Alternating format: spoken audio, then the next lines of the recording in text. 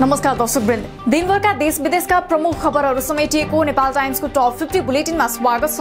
म रश्मिता उदास। सुरु गरौं आजका प्रमुख खबरहरू। बंगालको खाडीबाट आएको जलवाष्पयुक्त हावाको प्रभावका कारण स्थानीय वायु पनि सक्रिय हुँदा मेघ गर्जन सहित पानी परेको र विभिन्न ठाउँ जलमग्न भएको मौसमविदको भनाई।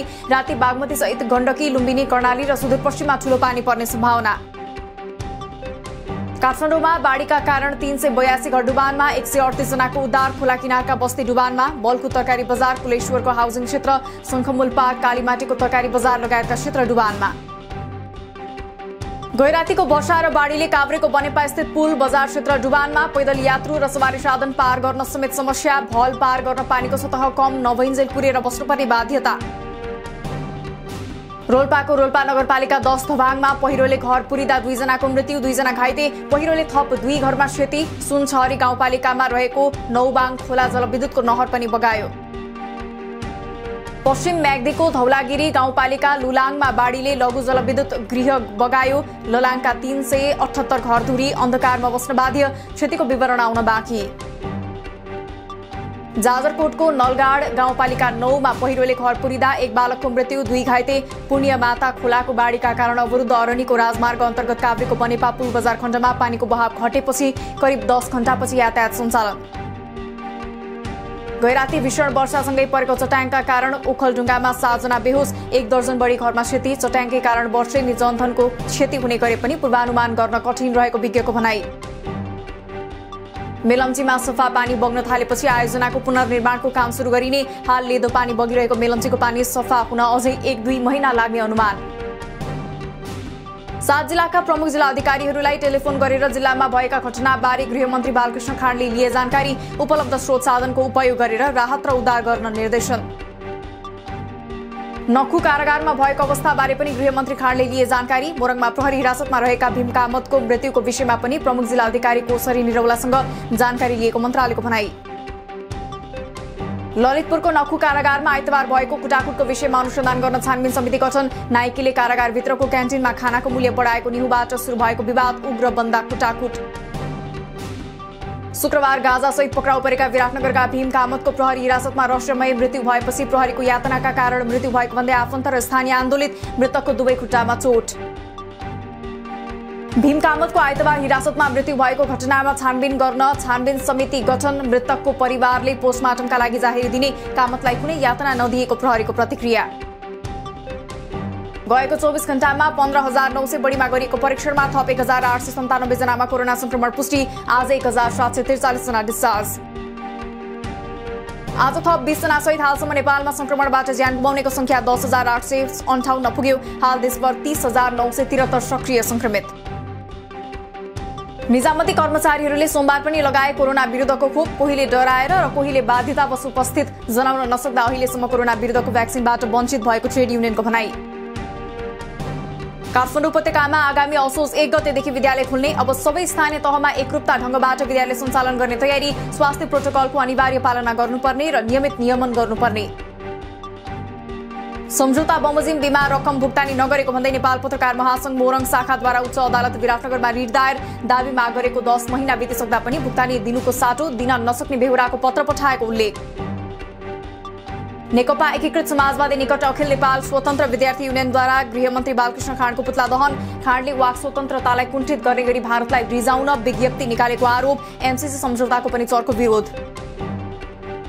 एमसीसीको विरोध गर्दै अमेरिकी दूतावास अगाडि प्रदर्शन गर्न पुगेका मोहन वैद्य नेतृत्वको माओवादी क्रान्तिकारीमा आबद्ध अखिल क्रान्तिकारीका नेता कार्यकर्ता पक्राउ। एमसीसी पारित गरे सरकार विरुद्ध कडा आन्दोलनमा जान बाध्य हुने चेतावनी। अहिलेकै अवस्थामा अमेरिकन सहयोग परियोजना एमसीसी संसदबाट पारित हुन नसक्ने नेकपा एकीकृत समाजवादीका वरिष्ठ नेता झलनाथ खनालको भनाई। एमसीसीमा रहेका केही प्रावधानलाई परिमार्जन गर्नुपर्ने सुझाव। दार्चुला तुइन प्रकरणमा नेपाल सरकारले भारतलाई औपचारिक पत्र पठाउने। गृह सचिवको नेतृत्वमा गठित छानबिन टोलीले तयार पारेको प्रतिवेदनका आधारमा समस्या समाधानका लागि अनुरोध गर्दै पत्र पठाइने। नेपाली कांग्रेसको 14औं महाधिवेशन अन्तर्गत 43 जिल्लाको वडा अधिवेशन सम्पन्न। क्रियाशील सदस्यता सूची टुङ्गो लगाउन नसकेका 21 जिल्लाको वडा अधिवेशन अनिश्चित। कांग्रेस सप्तरीद्वारा सिफारिस गरिएका क्रियाशील सदस्यता नदिए कडा प्रतिकार गर्ने चेतावनी। पार्टीको विधान नियमावली र केन्द्रीय परिपत्र बमोजिम विधिवत क्रियाशील फारम भरेर केन्द्रलाई बुझाए पनि फाइल नै बन्द गरिएको गुनासो।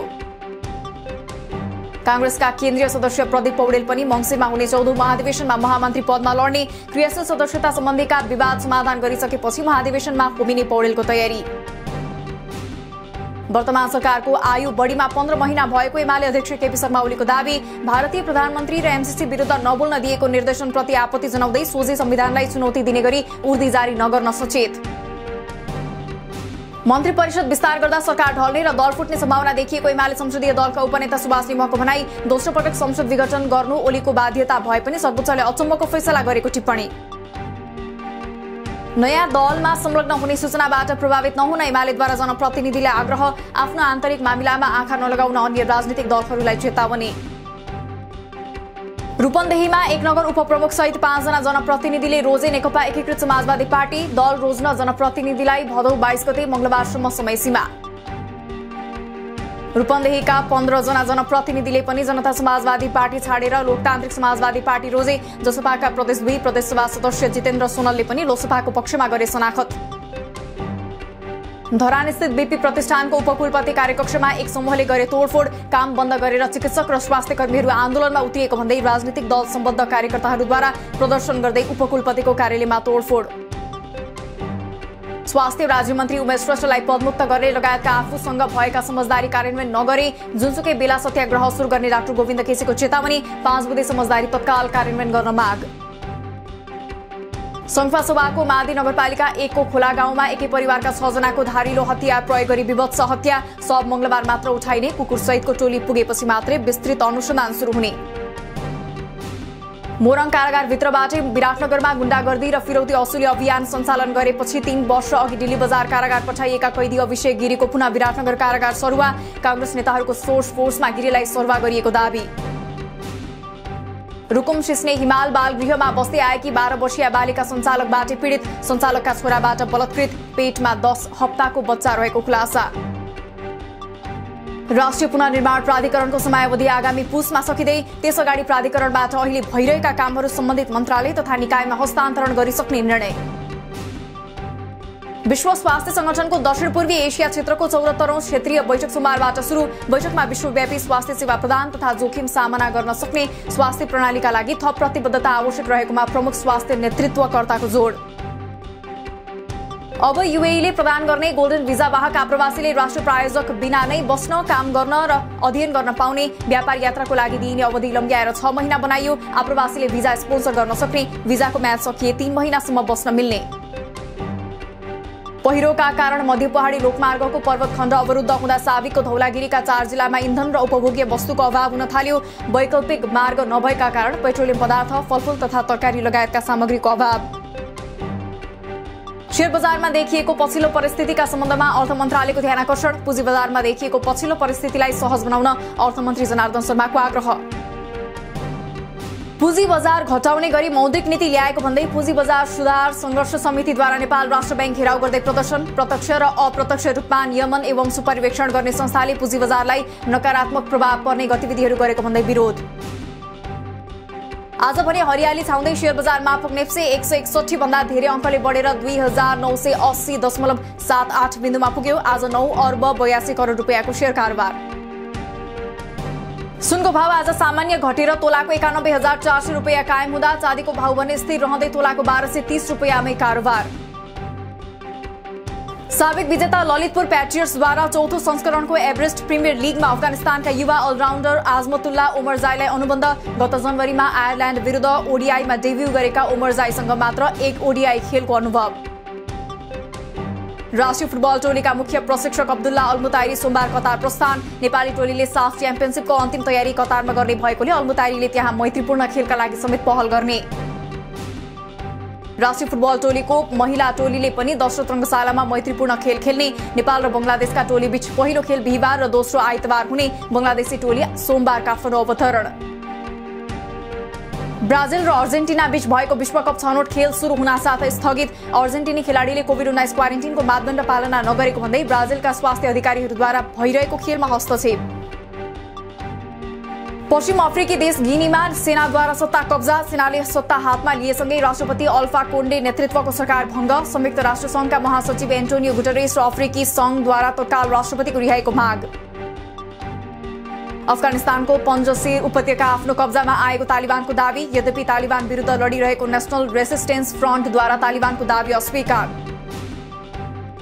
र अफगानिस्तानमा तालिबानमाथि एक महिला प्रहरीको हत्या गरेको आरोप। 8 महिनाकी गर्भवती महिला सुरक्षाकर्मीको घरमै प्रवेश गरेर बन्दुकधारी समूहले गोली हानी हत्या गरिएको दावी। हत्याको कारण भने खुलेन।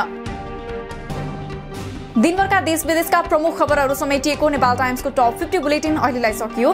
हामी भोलि फेरि टप 50 समाचारका साथ उपस्थित हुने नै छौं। नेपाल टाइम्सको युट्युब च्यानल सब्स्क्राइब गरिदिनु भएकोमा र फेसबुक पेज लाइक गरिदिनु भएकोमा धन्यवाद। ताजा खबरहरू नेपाल टाइम्सको अनलाइन पोर्टल www.nepaltimes.net मा पनि गएर हेर्न सक्नुहुनेछ। नेपाल टाइम्स हेर्दै गर्नुहोला। नमस्कार।